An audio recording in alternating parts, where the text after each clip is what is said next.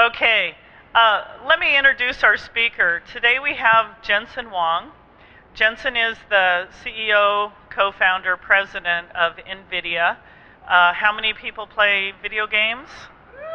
Just a few of you, okay. So you can thank Jensen for the technology that you get to use. And we're really proud of Jensen. He graduated from Oregon State in 1984. We just went up and looked at his picture again. And also with Jensen, we have his wife, Lori. Lori also graduated in our electrical engineering program. Her picture is up in 1985 if you want to go look at it. We were admiring the hairstyles. And, but we're really fortunate to have Jensen here today. He graduated, like I said, in 1984. He married his lab partner, Lori, in 1985.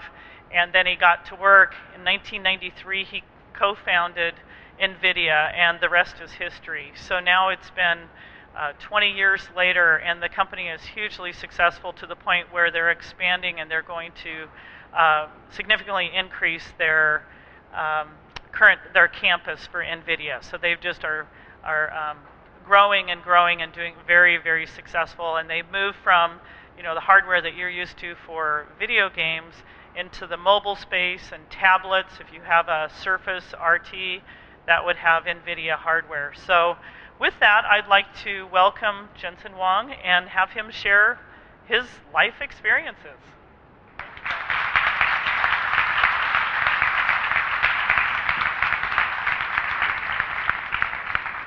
Thank you, Terry. Would you guys mind if I sat down too? That'd be all right, right? We'll just be among friends. I came here 30 years ago. And it's kind of amazing to say 30 years. I doubt that any of you are 30 years old. Lori and I were lab partners, and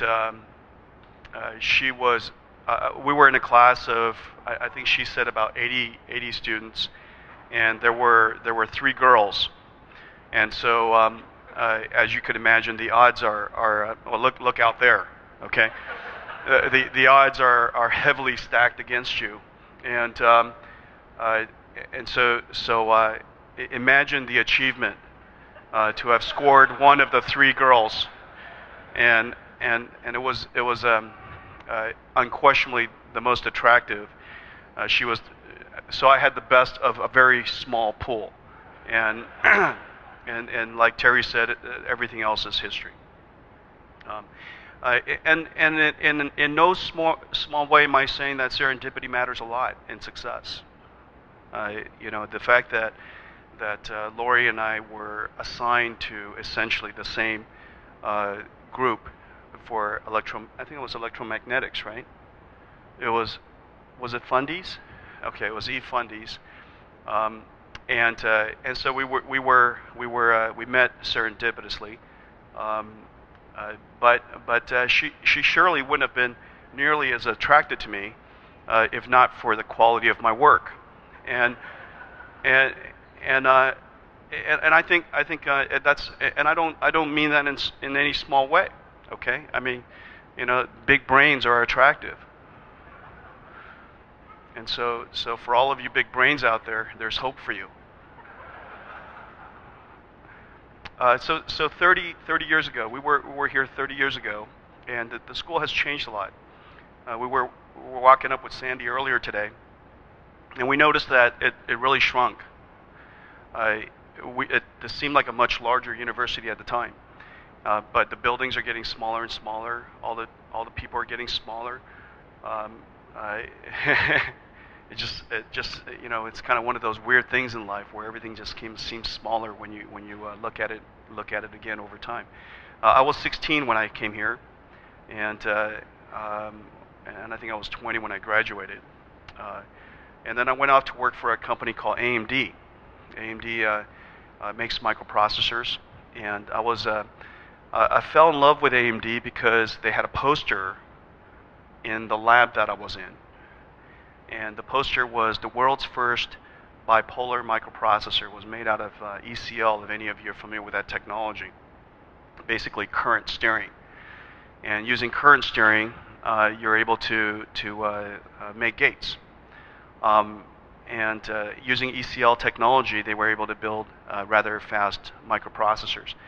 The chip that I worked on, I think it was 10 watts or something like that, and it was like 1 megahertz, and so you could almost see it coming. It was that slow, and so I fell in love with the idea of building microprocessors and building computers, and so I went to work at AMD, and I worked there for a couple of years, and my office mate left to join a startup called LSI Logic, and LSI Logic was and I was delighted to work at AMD. I enjoyed my job, and one day my office mate calls me from LSI Logic, and she said, this place is amazing, and they would really love to spend some time talking to you. And it turned out that when I was still here on campus, do we still do recruiting days, where companies come in and you go from booth to booth to booth, and so we did recruiting days, and LSI Logic was one of the companies that was on campus here at here on Oregon State, and they wanted me to go work there, but I decided to go to work at AMD. And then when my office mate went to LSI Logic, and when she got there, she said, my office mate's this guy named Jensen, and they go, hey, we tried to recruit him when he was back in school, and LSI was still a pretty small company at the time, and so they reached out to me again, and this time I realized what they were doing, because the first time that I talked to them, I really didn't get why it is that company and the work that they were doing was going to be important. And basically the work that they were doing was creating the idea of using design tools to create chips, and making it possible for system designers, when you think at the system level, to create custom chips that embody your ideas and systems. And I didn't really get it at the time when I was in school, because I was so obsessed about the idea of building something, not how to build it. And then after I went to AMD and I worked on designing microprocessors for a couple of years, I realized the real challenge isn't what you're trying to build. The real challenge is how you went about building it. And that design tools made us more productive. And LSI Logic was trying to pioneer that work, using design tools to make designing chips easier, and putting it in the hands of more people. And so 2 years later, after I've worked at AMD for a couple of years and realized how challenging it was to work at the polygon level and trying to design a chip that way, the idea of design tools really connected with me. So I went to LSI Logic, and the company was rather small. It was like 300 employees or something like that, and it had just gone public. It was $100 million. I don't even think it was a $100 million company at the time. It was a little tiny company. And there I discovered how powerful it was to use design tools to design chips. Years later, we invented the idea of high-level design, logic synthesis, logic optimization, static timing analyzers. These are all things that you guys probably use every day now.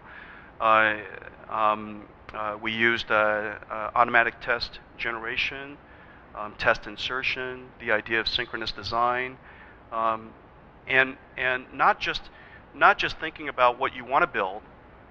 That was important. Thinking about what you want to build is important, but what's even more important is to build it in such a way that tools can help you.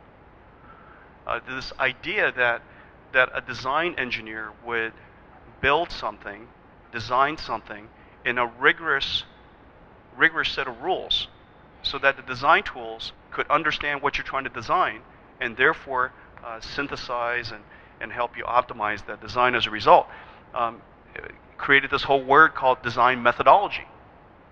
Okay, this is now a story that is 25 years old. At that time, the idea of the word design methodology simply meant to a designer, so you're going to constrain how I design, you're going to constrain what I design, And so the tool's not flexible, and therefore I'm not going to like it.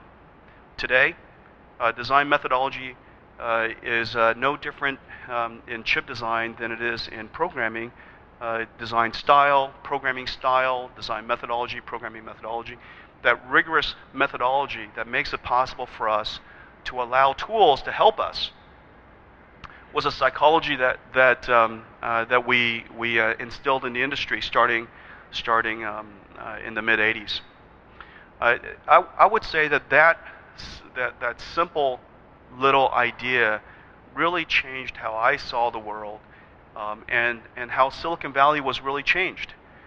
In fact, that the design tools that I was talking about was discovered by a young German, and this young German had just came to the United States, and he was a Stanford University student, and he had started a company under the acronyms Stanford University Network, and he was trying to design the next generation computers, and instead of using off-the-shelf microprocessors from Motorola, he thought that maybe he could design his own computer completely from scratch. Because if he could do that, he could make this computer very small, and his vision was that it would be 8.5 by 11 motherboard, which was tiny at the time, and that he would design something that would be as powerful as 10 MIPS and have a display that had one megapixel, and have a network capacity of 10 megabits per second, and so that was his dream, and he heard about the work that we were doing at LSI Logic and reached out to us one day, and I spent the next some 2-3 years on the campus of another small company called Sun Microsystems. Are you guys familiar with this company? And the kid that I was working with, he's not a kid anymore. He was the first investor in a small other company many years later, which turned into Google. His name is Andy Bechtolsheim. Andy Bechtolsheim is probably the most important modern computer architect. And I met him in the mid '80s and the late '80s, and we worked on the SPARC Station 1 together. If it not because of the expertise that I had developed in using design tools to design microprocessors and design computers, my relationship with him wouldn't have been started. He was looking for someone who could help him realize his imagination in computers, and design custom chips from it. Well, what I described today, this idea that you have some unique idea, whether it's a new computer or a new networking chip or a new storage architecture or a modem or whatever it is, whatever idea that you have that needs to be somehow realized in silicon, the path that goes from the idea to the silicon is all design tools, all design methodology, and it's all the stuff that we invented. And it was all done in the mid '80s. And notice I found that almost completely serendipitously. If it wasn't because of realizing that design methodology was going to be more important than what you designed, realizing that the design tools was going to be more important than what you designed. If I hadn't realized that and fell in love with it and became an expert in that area, the rest of my experience wouldn't have been possible. And so in the late 80s and the early 90s, while building the SPARC stations, and by this point I've worked on many generations of computers now, and my love for computers and computer architecture had continued to grow. A couple of really fantastic engineers reached out to me because they wanted a partner to help them build something that had never been built before. Those two engineers, Chris Malachowski and Curtis Preem, eventually turned out to have been the two friends that I started Nvidia with. And our idea was very simple. Our idea about Nvidia was rather simple. It was that gosh, there's movies, there's video, there's print, there's music. These are all mediums for expressing ideas. These are all mediums for telling stories. And we thought this incredibly complicated technology called 3D graphics that was used for workstations and military simulators, and they were massive in scale, and then required enormous amount of computation to synthesize in real time 3D graphics. That this technology might someday be so pervasive, if we could make it affordable, that it could be a new medium for telling stories. That this medium is powerful in ways that the other mediums can't possibly match. And the reason for that is because 3D graphics, as you know, is not pre-recorded. It's not pre-recorded. That every single time you use it, every single time you enjoy it, it's completely different. This is the only medium where you could be networked. We could share the world together, because we're synthesizing it, obviously, for every viewer. And it's interactive, it's shareable. It is, on the other hand, very, very complex. And so we asked ourselves, is this something that we could imagine people loving? Is this something that is worthwhile to tackle? Is this something that is really hard to do, so that we can continue to do it for some time to come? Okay, now we asked ourselves some really basic questions, and we were young at the time, and they were questions that I think are,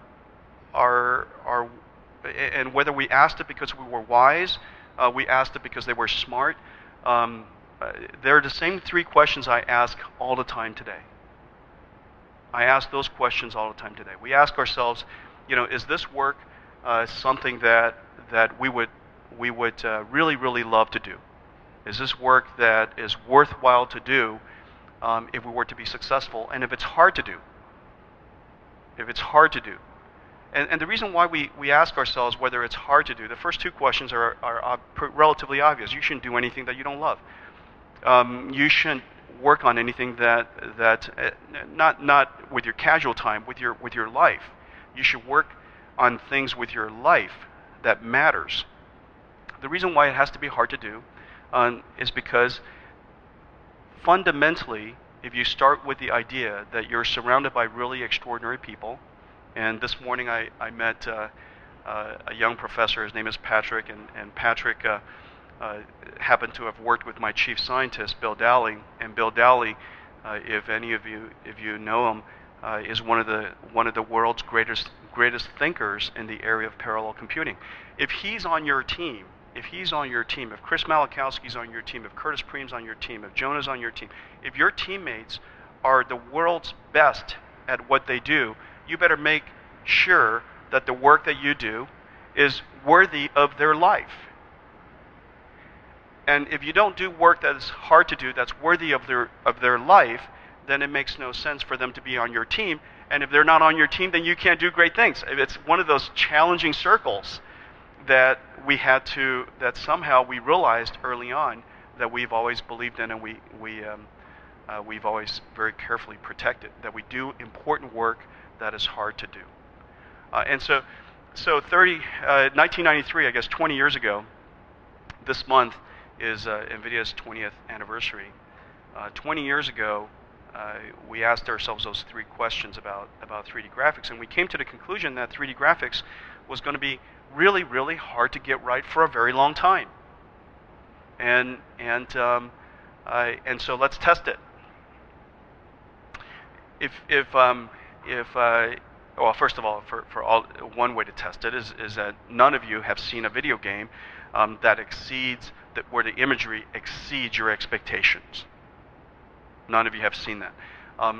In most cases, you look at it and you go, wow, this is really beautiful. Battlefield 3 comes out and you go, this is really wonderful. This looks fantastic. Okay? Looks way better than Call of Duty. I'm not trying to take sides here. But you can see that I still enjoy the imagery we create.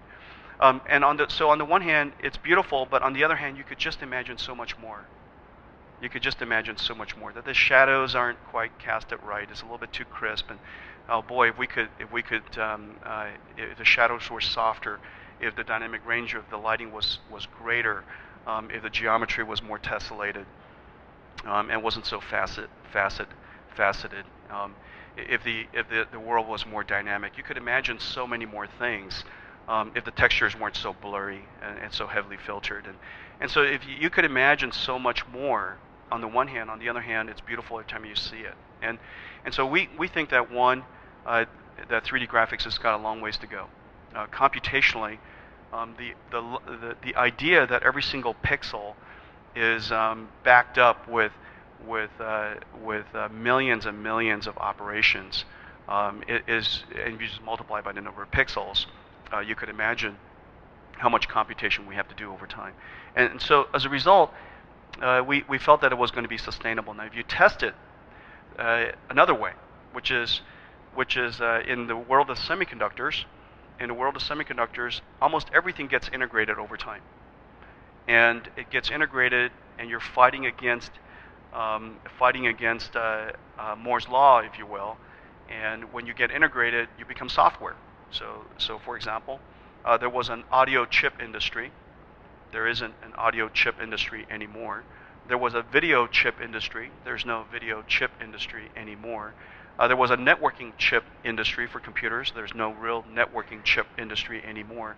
And storage and so on and so forth. And the reason for that is because it gets good enough, and Moore's law exceeds the capabilities that is necessary or is limited by other things in the medium, and as a result, you integrate it. But 3D graphics continues to be very, very the industry continues to be robust, and there are always things to do. And so we observe these things properly, that 3D graphics has an opportunity to not just be a feature of the computer, but it can actually be an industry all by itself. That there's a new type of processor that could come out from this called a GPU. So we invented the GPU, and we took it on a journey that's actually quite interesting that I'll tell you about. And so this is 1993. We had 3 employees at the time. We have about 9,000 employees today, and we have a site here in Oregon that we're very proud of. The GPU was interesting in a couple of different ways, and this is now. Let me tell you a story about the importance of knowing what you're doing and why you're doing it, and how that could change the outcome of your company. How that could change the outcome. So let me first paint the picture. The first thing I've told you so far is that what you build and how you build it are related things, but having a passion for how you build something could change how you see the world. Now, the second thing I want to tell you is the purpose of your work. In 1993, we were the first company to attempt to make 3D graphics consumerized. This was 1 year or 2 years before the PlayStation 2 was announced. Okay, you guys know the PlayStation 2, right? Okay, all right. The PlayStation 2, by my calculus, is probably the most important consumer 3D machine. It made 3D graphics more pervasive than just about any endeavor, even before we were successful in doing so. But in 1993, 2 years before that happened, we were the first company started to try to attempt to do that for general purpose computing for PCs. And 2 years later, there were 90 companies. And we started earlier at a time when DRAM was, and just remember what I'm about to say here, DRAM, 1 megabyte of DRAM, 1 megabyte, not 1 gigabyte, 1 megabyte. 1 megabyte of DRAM was $50. Okay, $50. And in order to have any convincing 3D graphics at a resolution of 640 by 480 VGA resolution, with the color buffer, 2 of them, front buffer, back buffer, and the Z buffer, okay, and enough space to hold textures, we needed about 4 megabytes. 4 megabytes, basically just the DRAM alone was, well, $200. And then you have to build a chip to go manage the DRAM called the 3D graphics chip. And then you got to mark it up for your profit. And then your distributors have to mark it up for their profit. By the time that you got this graphics card that does 3D graphics, it was about $1,000. And that's hardly a consumer price point. And so we invented this technology that made it possible not to have a Z buffer and not to keep texture memory in our frame buffer, but keep it in system memory. And we virtualized all this stuff, invented all this technology. And then 2 years later, 90 other companies showed up, 89 other companies showed up. And on one day, DRAM price fell from $50 to $5. And it did so because DRAM pricing, I learned something about DRAMs, and the surrounding and the assumptions that you make in building your company, that the DRAM is not a technology-driven pricing thing. It is a supply and demand pricing thing. That's why they call it a commodity. It's a little bit like pork bellies and orange juice and those kind of things. If supply exceeds demand, then the price keeps coming down until the two meet. Well, somehow demand supply equation changed, and then all of a sudden the assumption, the fundamental assumption of our company, which is inventing this technology, we called it forward texturing. No Z buffer was used. We used curved surfaces. That entire assumption collapsed. When the assumption that you're making about your surroundings change in such a fundamental way, then everything about your company, in fact, changed. Now notice, we had built a company for the right, with some assumptions, right, that 3D graphics was going to be good, but the technology that we had invented was based on an assumption that no longer was true. And we went from being the world's first company to be working on something to becoming the world's last company to be doing it right. Because every other company that was out there was using a technology based on OpenGL, which is the technology we're using today, using triangles, using Z buffers, using inverse texturing instead of forward texturing, curved surfaces, and no Z buffers. And so it was a night in 1995, and we were sitting here. We're running out of money. We have an enormous number of competitors, and our technology at this point, with no exception whatsoever, the industry considers to be wrong. It's wrong because the programming model is so different than everybody else's, and all of the challenges of programming our architecture was unnecessary anymore because DRAMs were so inexpensive. And so in 1995, I still remember a very, very difficult night, and Chris Curtis and I were now talking about what should we do. You know, what should we do? We were the first, and when you're the first, and you invented all the stuff that alleviated this huge cost of DRAMs, you felt like you had an advantage, a reason to exist. You might win. All of a sudden, you're the last in the world, or you're the first to do it wrong, however you want to think about it. Now what do we do? Now what do we do? If we were to adopt the same techniques that everybody else adopted, we would be one of 90 people. They were better funded than we are at this point, and we're running out of time because when you're a startup, money is time, and you're running out of time. And what do you do? And it was rigorous. It was rigorous discussion, or that's talking at each other at incredibly high volumes. Okay, and the question is, what should we do? And ultimately, I think the psychology or the sensibility that won the night is this.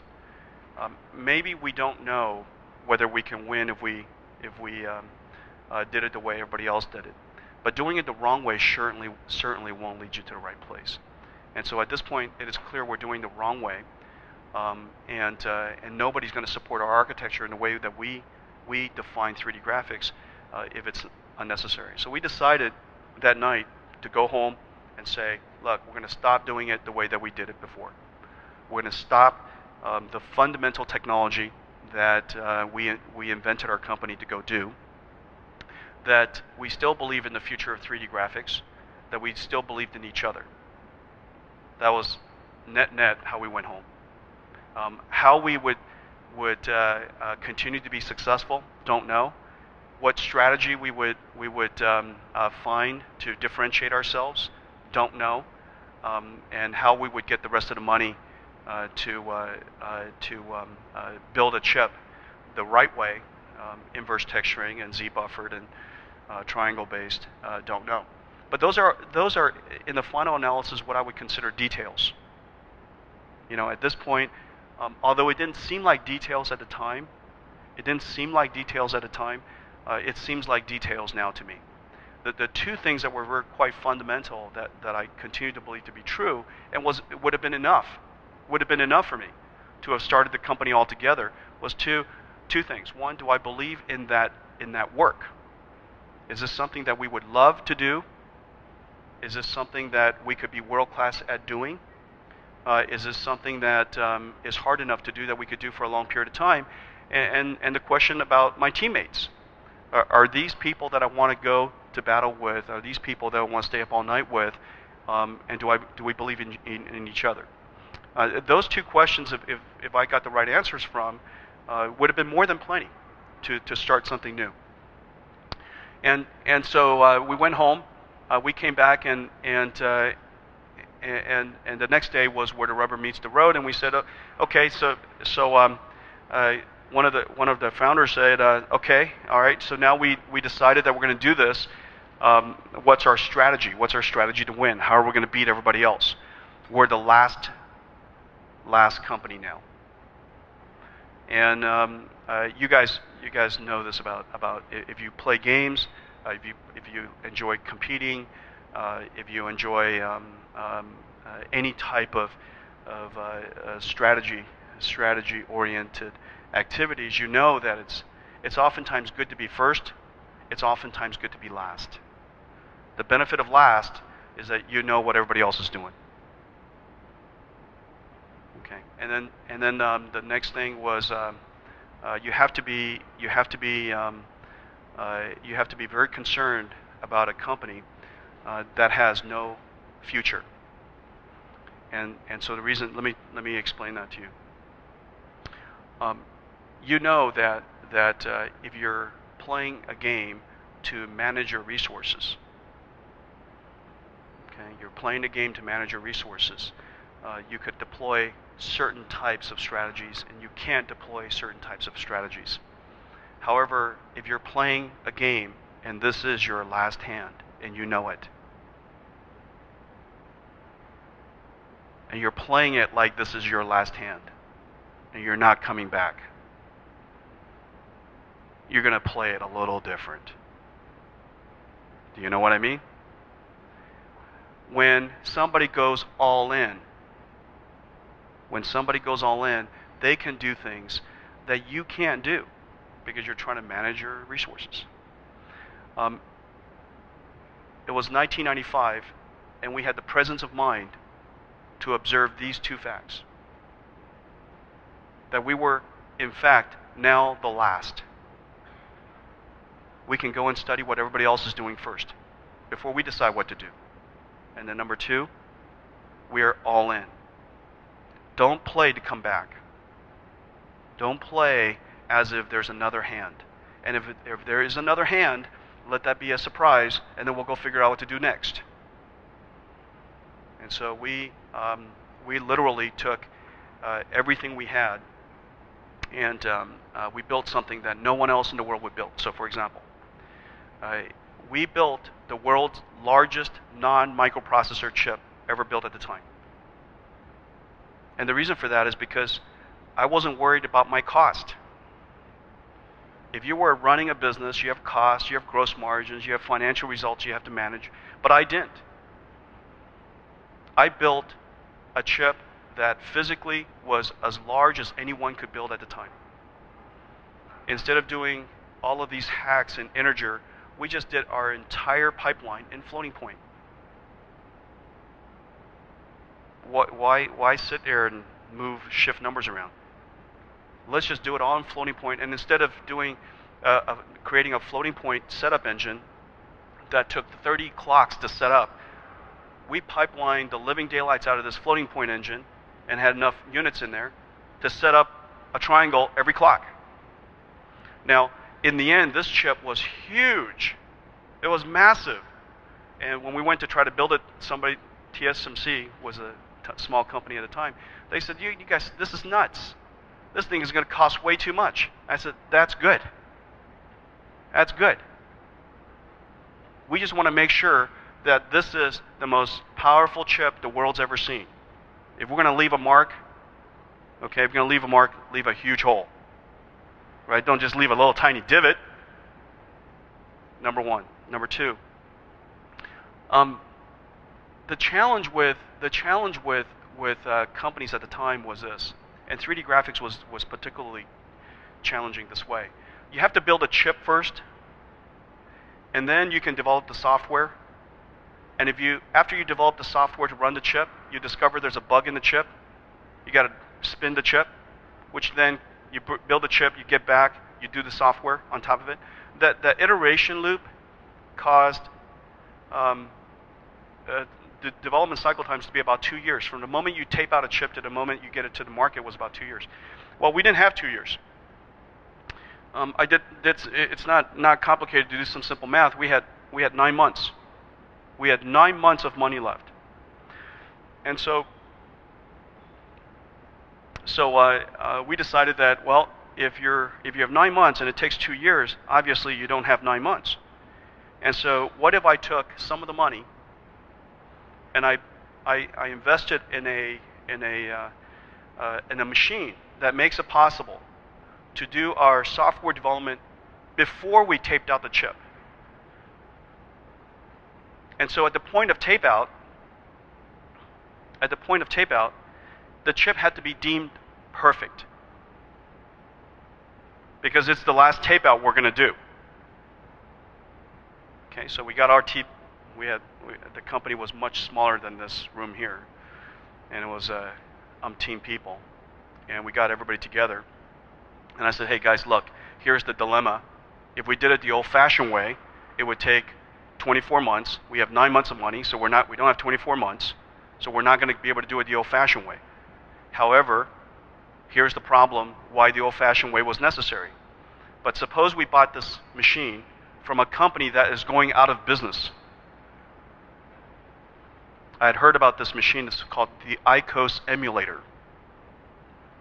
To emulate your chip in this big, huge machine that looks like a refrigerator. If we gave them 3 months of our life, so now all we had was 6 months left,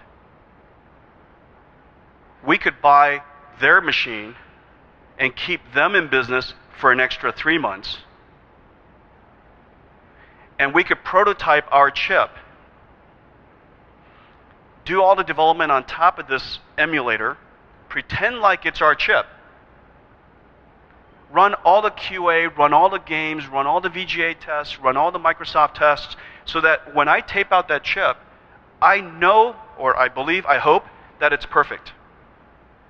And that chip, I will start production on day one, sight unseen. And so they said, you know, Jensen, you've really lost it. You've got, and I still remember these conversations. It's like, you know, 9 months, that extra 3 months, we might be able to find more money. I said, we're not going to find more money. It makes no sense to find more money. I believe in you, you believe in me, but nobody's going to believe in us. There are 90 other companies to go believe in. Why believe in us? We got to do it this way. So we decided that we were going to go and buy this emulator from a company that had no other customers. We have a law in our company: startups don't invest in startups.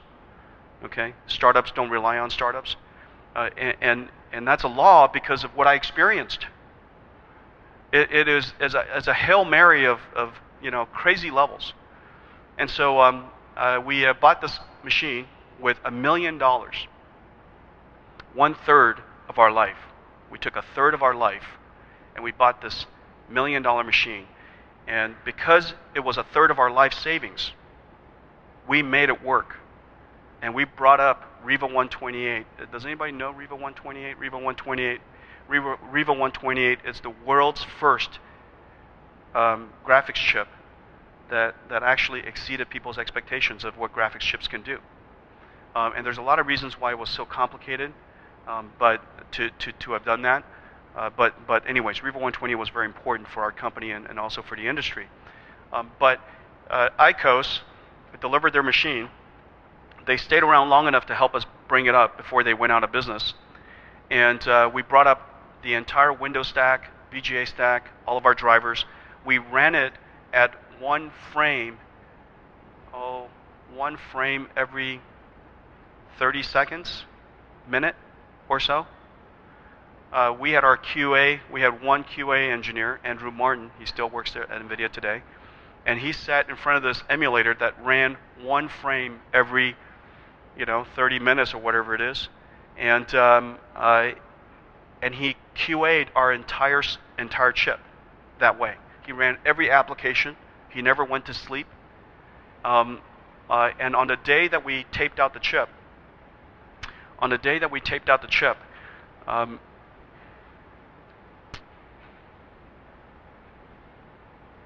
I told the guys that we shouldn't tape out the chip if we don't know that it's perfect.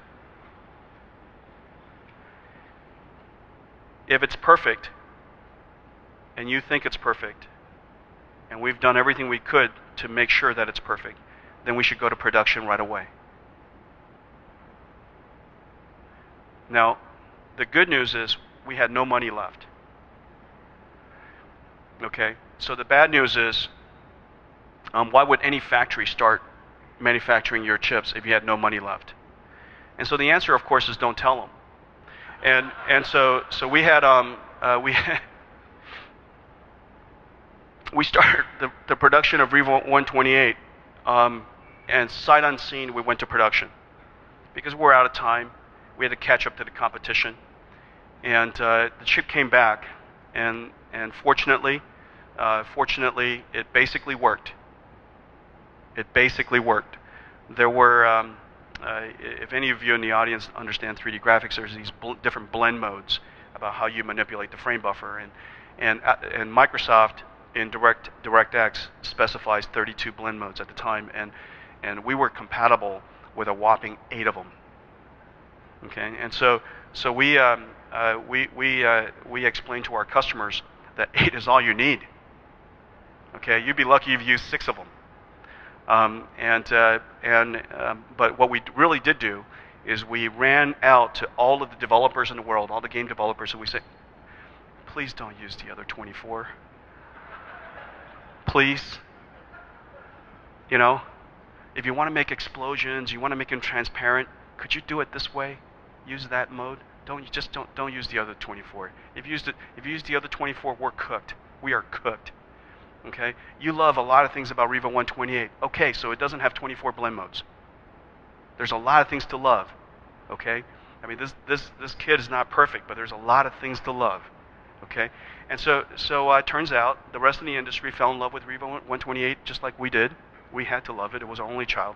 And so we ramped up the production and then we went to town.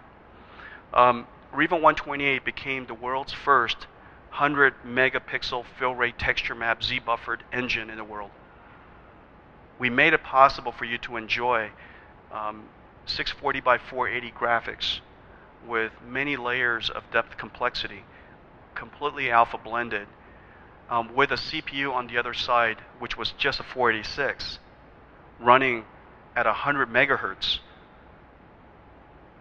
For us to offload enough of the setup, the triangle setup, that you could actually render 3D graphics at 30 hertz.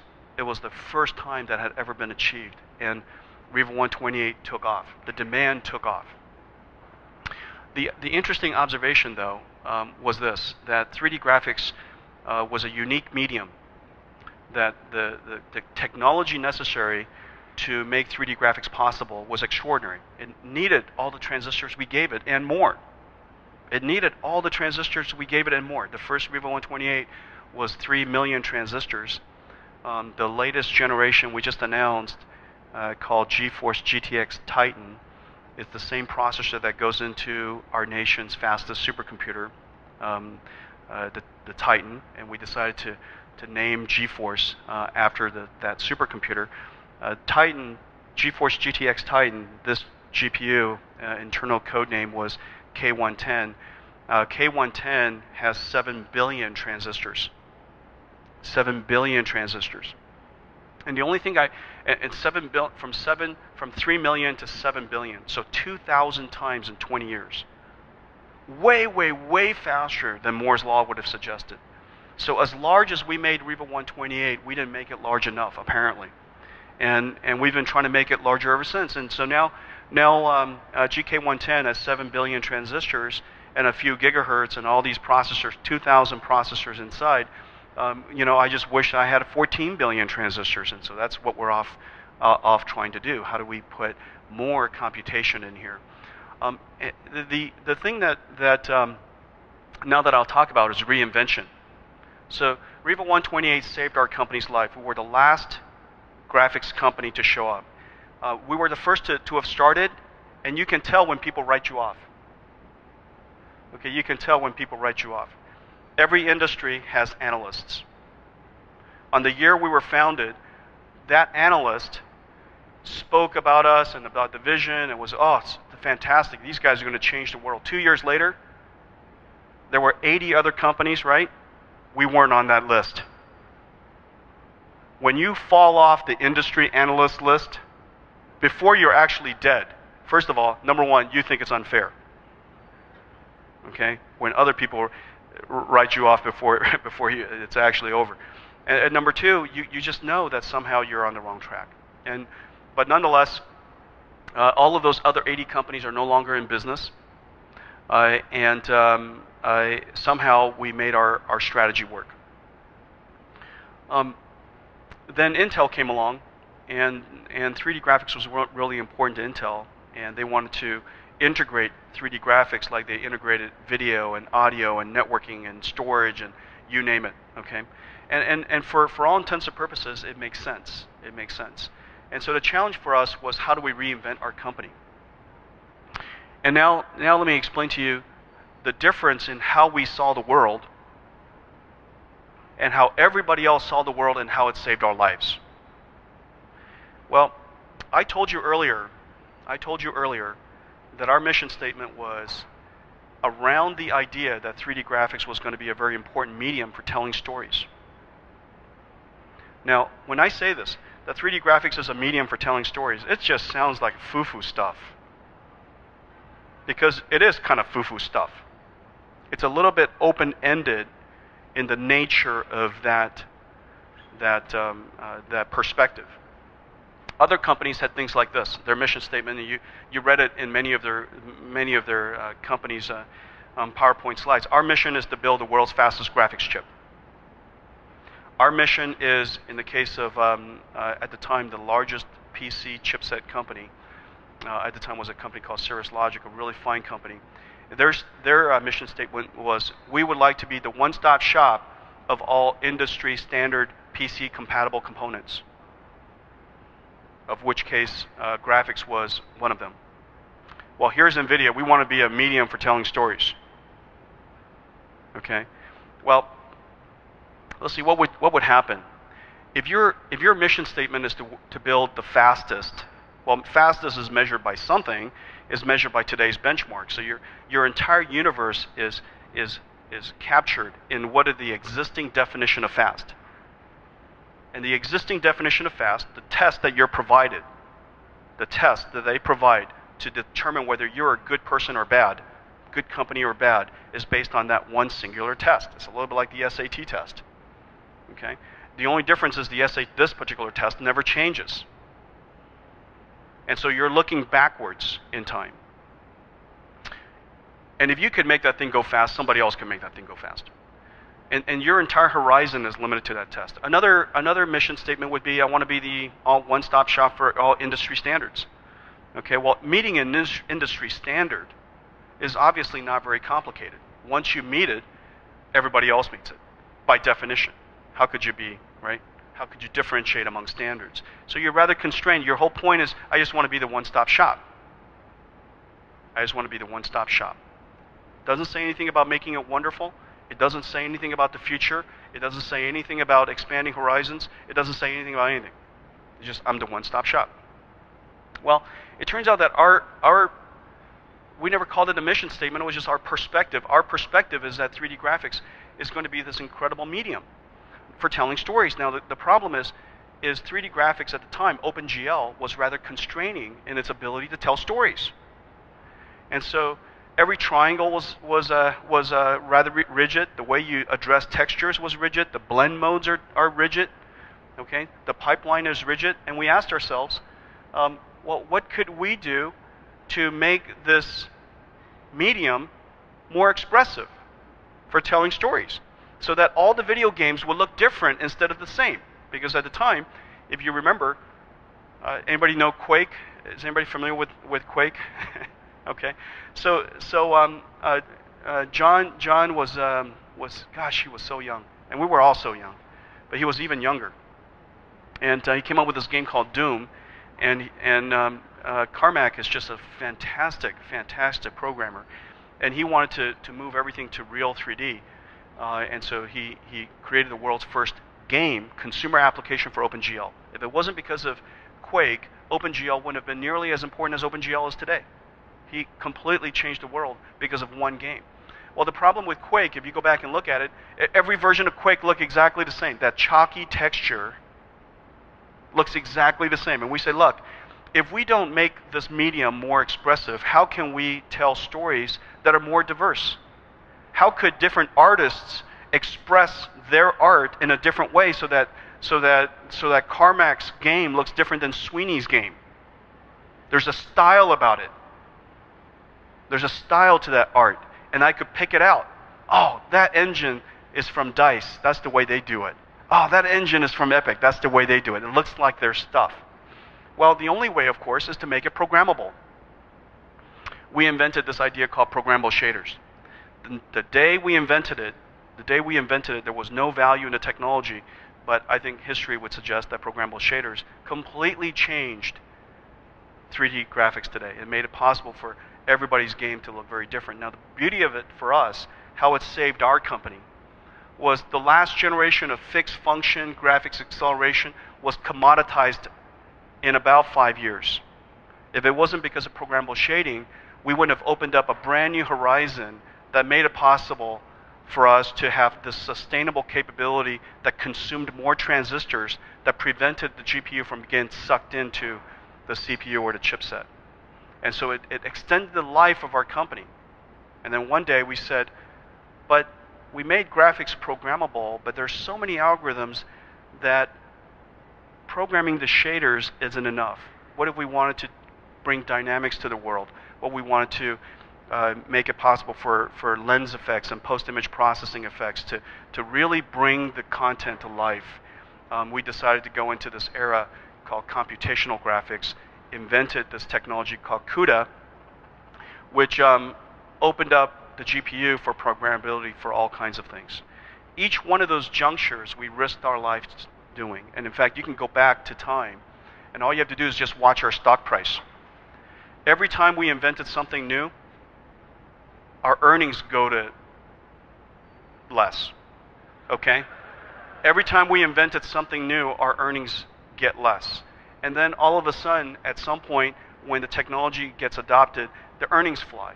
And then a few years later, if they couldn't leave it alone, they invented something new, and the earnings crash again. That's what shareholders really hate about me. However, the question is, what's the definition of success? Good share price is important.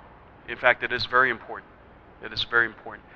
But for many companies, it's harder to manage all three at the same time. And so the question is, are you doing work that's relevant? Are you doing work that is exquisite? Or are you doing work that results in a great stock price? I've not figured out how to do all three at one time. I've not figured out how to do all three at one time in a short period of time. Over the long term, all three do seem to work out. I mean, if you squint it and look at our company from very, very far away, we're creating shareholder value like no one's business. Okay. However, it's very, very volatile in between. And what we've always tried to tell ourselves is the most important thing is to do important work, to do relevant work. Then you have to do it with the best of your might. You have to be proud of your work. Irrespective of whether other people value your work or not, you have to be proud of your work. Just give you an example. We do all kinds of work inside the company that other people don't see. There's some work that only a few people see. And recently, we were writing a shareholder report. And a shareholder report, as it turns out these days, are rarely read. Rarely read. However, a few people read them. Our families read them. Okay? Our families read them. Our friends read them. Our employees read them.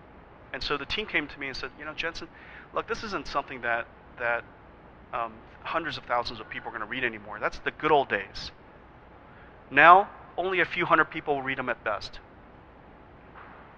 And so we've decided that we like not to, we don't need to put a lot of energy into it. Let's just make sure that it follows SEC's rules and reporting rules, and let's file it and move on. And I said, look, if one person reads it, we should put our heart and soul into it and do our best possible work. If one person reads it. And I mean that. And I believe that. Even if that one person is me. If I do something and I'm the only person that will see it, well, that would happen to be most of my work.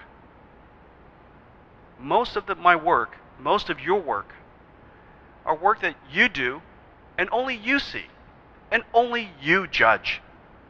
You are the judge. You decide. I happen to be one of those people that believe you still put your heart and soul into it. You do the best possible work you can, and you have no idea who will see it. You just have no idea who will see it.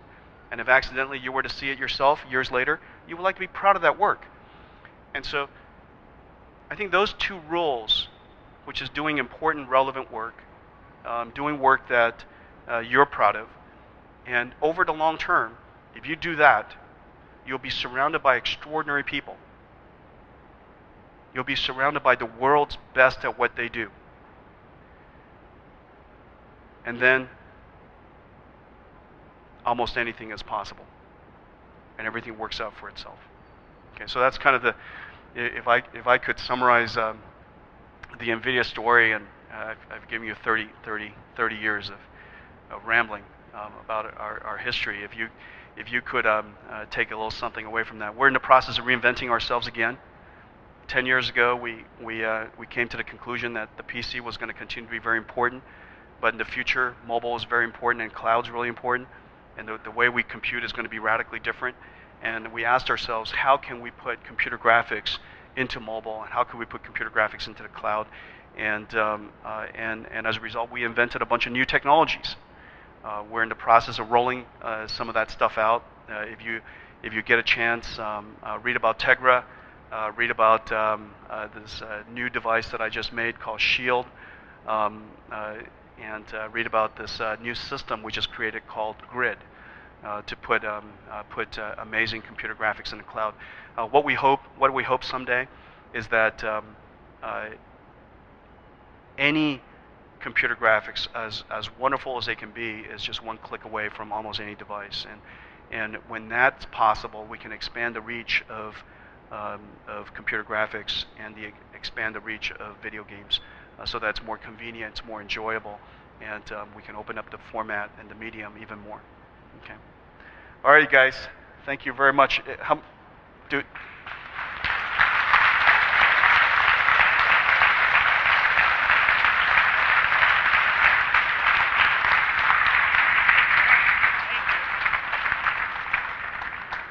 Okay, we can take a question or two here, and then we're going to move into 1001 for those who would like to be able to talk to Jensen.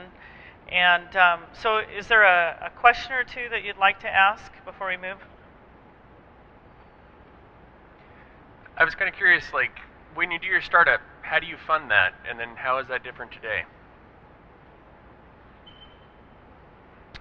When you're a startup, how do you fund that, and how is that different today? We started our company, I guess, officially about this time 20 years ago, in the early part of the year. We didn't get funded until about June, and so between then, we were just living off of our savings, which in the case of Lori and me, we really didn't have very much savings. And so I don't think she ever said anything, but my recollection was that we were probably a month or two from had no money at all, but we had hope, we had hope on our side. The way that we got funded was good old fashioned Sand Hill Road. I went to Sand Hill Road. Somebody told me this is the way you started companies. I went back when I was resigning from my other job, LSI Logic, at the time. The CEO at that time was Wilf Corrigan. He is one of the most important pioneers of the semiconductor industry, and I did good work for LSI. And when I left, he didn't want me to leave, and I went to his office and I told him I'm going to go and build this 3D graphics company, and he goes, and at the time, the test of any smart idea is, okay, what's the killer app?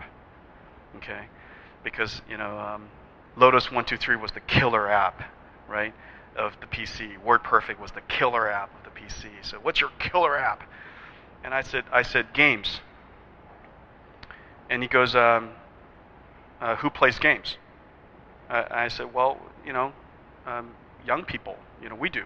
And he goes, give me an example of a game company. And I said, well, if we build the technology, then software companies could start. And he goes, you'll be back soon. And I'll hold your desk. I won't give it away. And then on the way out, he said, Don Valentine is the best venture capitalist in the world, and he was the venture capitalist behind Apple, the first round of Apple, Cisco, the only investor in Cisco. He invested in a company called Yahoo many years later, and Google many years later, and he was also the investor in LSI Logic. He goes, Don is the toughest VC in the world, and if you can convince him to give you money, you've got a good story. And so I'm going to call Don, and before I even left the office, he picks up the phone, he calls Don, and he says, I'm going to send a kid down to you, and he wants to try to raise some money. Well, I didn't have the confidence to go right away, and eventually, and I bought a book and the book was written by a guy named Gordon Bell. Do you guys know Gordon Bell? You must know Gordon Bell. Gordon Bell is the father of the vax. Oh my gosh. Oh. What happened to the love of history? Someday somebody goes, who's Jensen? Whatever. Okay, so Gordon Bell, okay? So he had written a book how to start a company.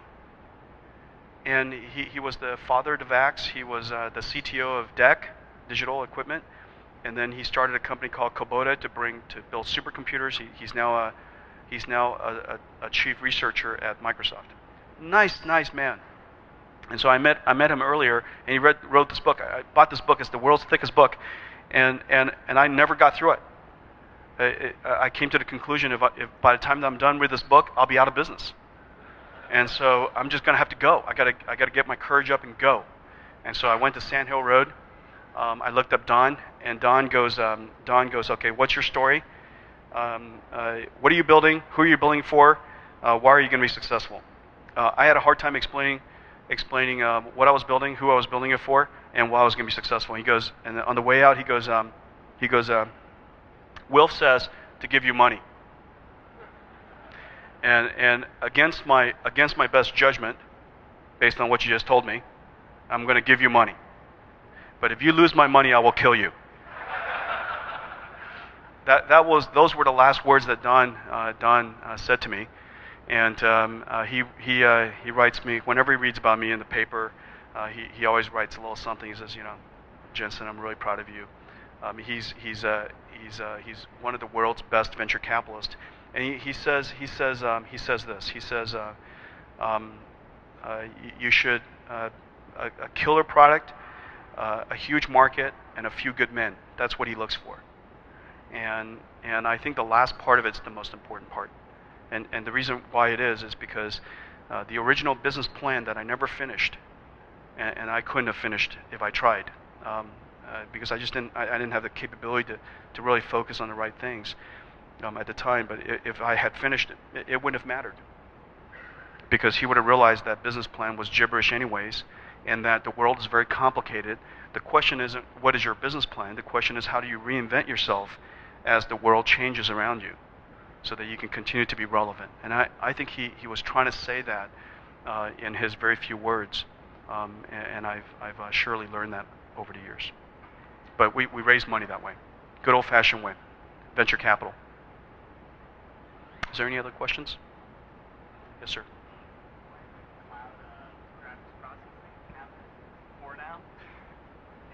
Sorry, why isn't cloud graphics processing happen before now? Like, it seems like it's been possible for a while. Like, what's the bottleneck or whatever? That's a really good question. We've been trying to work on it for 10 years now. The fundamental problem is actually pretty complicated, and it's a speed of light problem. Computer graphics is interactive. We have which means that from the moment that you tell it to change to the moment that your eye sees it, if it's not within a few hundred milliseconds, and depending on your for people who play video games, if we don't change the graphics, in about 100 milliseconds you're going to see it. Okay, so from the moment that I touch the mouse or my controller, I've got about 100 milliseconds. Well, every frame time is already 30. Okay, and so I've got to get the signal into the system, through the operating system, into the microprocessor, into our GPU, process the frame, update the frame buffer, and send it to your eyes within about 100 milliseconds. Okay. Well, if it's in a cloud, that means your computer is not here. We've got to take the signal, we've got to take the control, we've got to send it over the WAN to a server somewhere. It's got to get through the connection broker. It's got to get processed on the server, and then now it's got to send that frame buffer back into your eyes. So at that point, we got to compress it, we got to stream it, and send it all back, and we got to do it all basically within about 100 milliseconds. If we do it within 200 milliseconds, I'm pretty sure most people won't notice. Avid gamers, professional gamers, would notice about somewhere between 60 to 90 milliseconds. When you're playing a video game on a PlayStation, because the TV has all these buffers inside for image processing, you could get it into what they call game mode, but most people don't know to do that.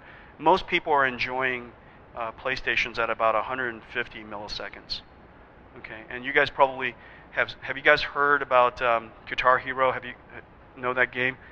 You know how when you get really good, you got to predict. What do you guys call that? There's actually a word. You guys have to predict the graphics that's about to show up. And the reason for that is because the latency of the guitar to affecting which one of the notes you're supposed to hit, that is too long for Guitar Hero. And so people have to guess. I mean, before you know it, the best gamers, the best ones, are actually predicting based on the music what notes are going to get hit. Okay, and so latency matters. In the case of cloud, it's too far away. And so the problem that we have to solve, number one, is latency, which translates to interactivity. The second problem is this: when you put something in a cloud, fundamentally, it's now shared by everybody. Right? When we enjoy Yelp, or you enjoy, whatever it is, Shazam, or whatever streaming, Pandora, whatever it is, you're sharing it with millions of other people. And so the problem with cloud graphics is, how do we take a GPU, which is really notoriously bad at context switching? Okay. A CPU is good at context switching. That's why it can support a lot of different users at the same time. But a GPU, our pipeline stage, from the moment that a command comes in to the moment that a pixel leaves into the frame buffer, is something along the lines of about 350 pipeline stages at 2 gigahertz. It's a long time. Unlike a CPU, it's about 20. And so our ability to context switch, our state is so full, we have so much state, that context switch from user to user is too difficult. It's taken us about 20 years to invent the world's first GPU, Kepler's the first one, that is virtualizable, that we can virtualize it, we can context switch it, we can share it among a whole lot of different users. And we can do it at a level that is so close to the iron that the operating system doesn't have to get involved. And so that's the second thing we have to do, by making it shareable. And the third thing you have to do is density. Now I've got to put 1 million GPUs in a server room to host video games for tens of millions of people around the world. And so that's the grid endeavor. That's the moonshot for us. How do we take something that is really designed for one person, a computer architecture that's really designed for one person, and make it shareable for a large number of people, and do it in a very cost-effective way? Because if you think about it, a PC with one of Nvidia's GPUs in it is not your most affordable PC. It's probably a few $100s. Now we want to make it so that instead of a few $100s per person per year, we want to make it so that it's fractions of cents per person per minute.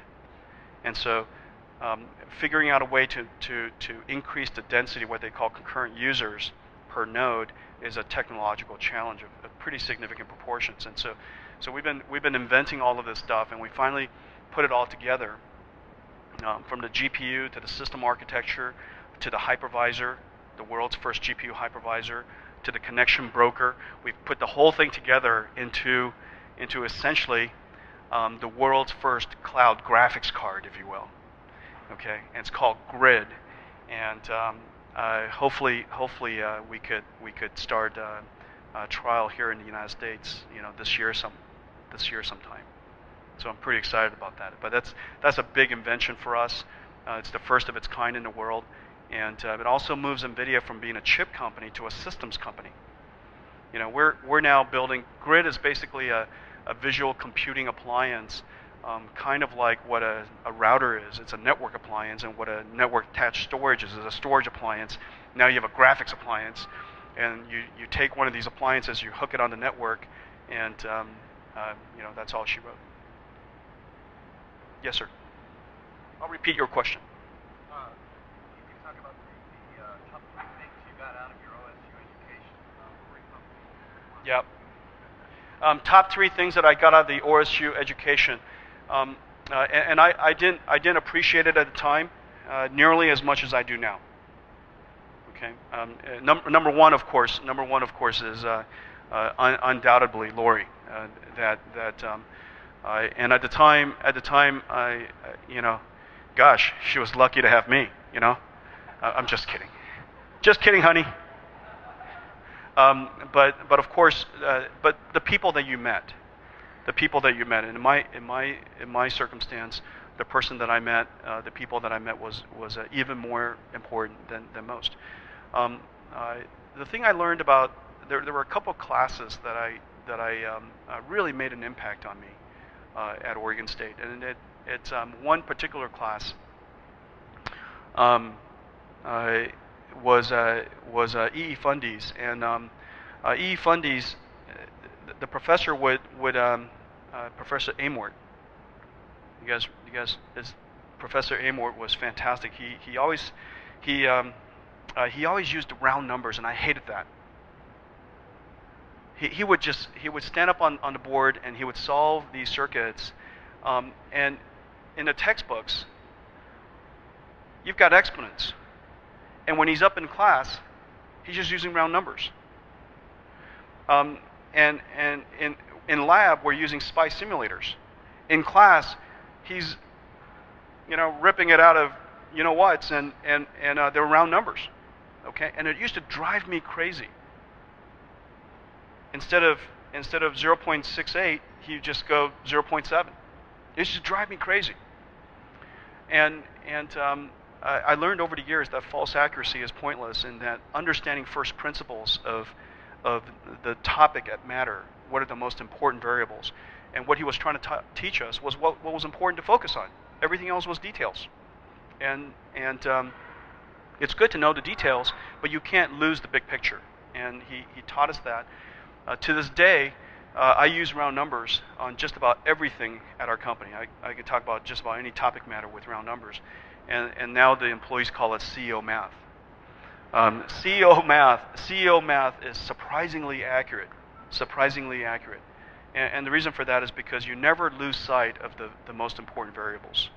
And I thought that Amort was really fantastic in that. Probably the third thing I would say that was really important. I was always a good student, and academics was always really important to me. My parents only cared about one thing for the kids. We could do anything we wanted, just as long as we did our homework. So I was like, anything. It didn't matter what we talked to them about. The last thing they said was, okay, now go do your homework. So you just imagine, okay? Gee, Mom, I'm really hungry. Yeah, I'm working on dinner. Go do your homework, okay? Oh man, I just scraped my knees. It hurts like crazy. Okay, well, I think it's going to heal. Go do your homework. You could leave every conversation with go. It works really quite well, in fact. Okay, every conversation you can end with go do your homework. And so we were academics was always a given for me. The thing that wasn't a given was living. Learning the social skills was quite new to me. I was young anyways, so when I was in McNary, I was the youngest kid there, and the young, a Chinese kid looks young anyways, but when you have a 16-year-old Chinese kid, with a basketball player on the same floor, it just doesn't look right. You know what I'm saying? It just doesn't look right. There's all these adults, and then there's this little kid,